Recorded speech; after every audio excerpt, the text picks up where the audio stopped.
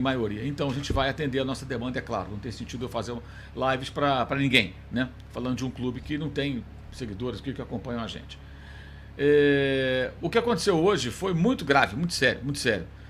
Esse tipo de pênalti dado no último lance do jogo é ridículo, é absurdo. Fosse contra o Flamengo, vocês estariam reclamando. Então a gente tem que ser obrigatoriamente corretos, honestos. Torcedor pode distorcer, fazer o que quiser, mas aqui não é canal de torcedor, meu irmão. Então, assim, a gente que critica muito essas decisões bizarras do VAR, não vai deixar passar em branco um negócio desse. Foi uma atuação ridícula do Flamengo, a pior do ano, imperdoável, Tite muito mal mesmo, tá? E essa decisão final com a marcação de um pênalti eu achei algo constrangedor. O Flamengo merecia perder o jogo de hoje. O Flamengo merecia perder o jogo de hoje. O Atlético foi melhor que o Flamengo, se você considerar a expulsão do técnico. A gente não sabe ainda se houve motivo, só quando a súmula sair, para saber o que o Jair Ventura falou para o quarto árbitro, para o árbitro, enfim, se foi tão grave assim. A gente viu uma expulsão correta, até eu escutei 4 ex-árbitros para tentar entender as recomendações, né? E, de fato, o Pedro ele parte para o gol, não tem mais ninguém, só ele e o goleiro, ali a expulsão e a falta.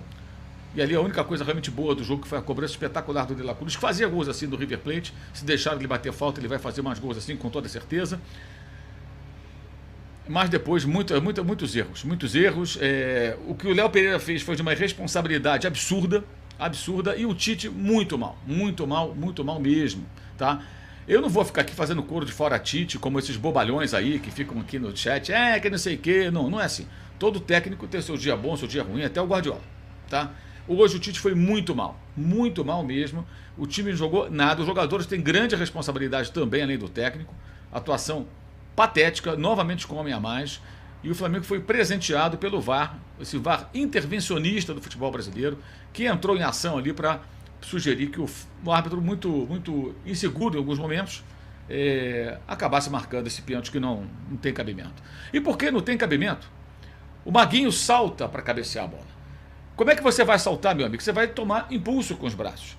E na hora que ele salta, ele atinge o Bruno Henrique. Mas não tem nenhuma intenção de acertá-lo, não tem nada ali. Vai saltar. É um acidente de trabalho. A marcação de um pênalti e expulsão numa situação dessa, eu julgo um absurdo. Porque é normal você saltar e abrir o braço. Como às vezes acontece em cartões para jogadores que abrem o braço para fazer uma proteção, o adversário vem por trás, às vezes até provoca o choque, põe o rosto na direção. É sério. O cara vai, procura o contato, bota a mão no rosto, parece que arrancaram os olhos dele, se joga no chão e quase sempre dá certo. Os árbitros embarcam nessa. Na minha opinião, o que houve não houve nada. Vamos falar de todos os lances então aqui rapidamente, para repassar tudo. Expulsão do Jair Ventura, não posso falar a respeito, porque eu não sei o que ele falou. Agora é muito rigor, tem que ter sido uma coisa muito séria para o árbitro expulsar o técnico do Atlético tão cedo. O próprio Tite não gostou. Ele sabe que isso pode acontecer com ele. Rapidamente expulsou o rapaz. O que ele falou de tão grave? Não sei.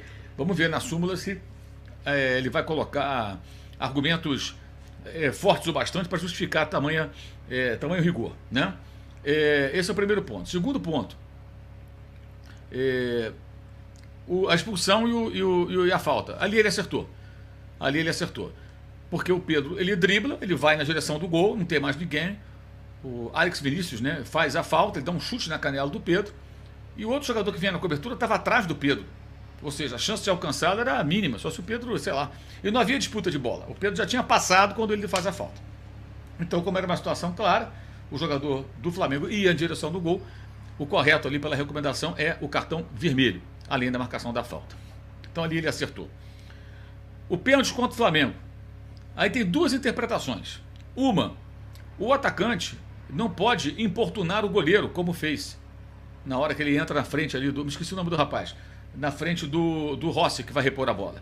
Ali o árbitro podia marcar uma falta contra o Atlético. Ele não pode fazer aquilo. Mas o árbitro não marcou nada.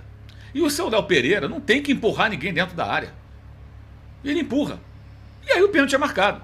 Ou seja, no momento que o árbitro não achou que houve falta do jogador do Atlético que importuna o goleiro na reposição de bola, dificultando, ele não pode fazer isso, tá? No momento que ele achou que não foi nada demais, segue. O seu Léo Pereira, perdão, não tem que empurrar o jogador, ele é mais dentro da área.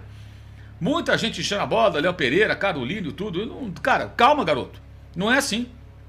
E aí vem a cobrança, ótimo o goleiro Rossi, né? Se não vai na trave, a cobrança do Sharon, ele defende.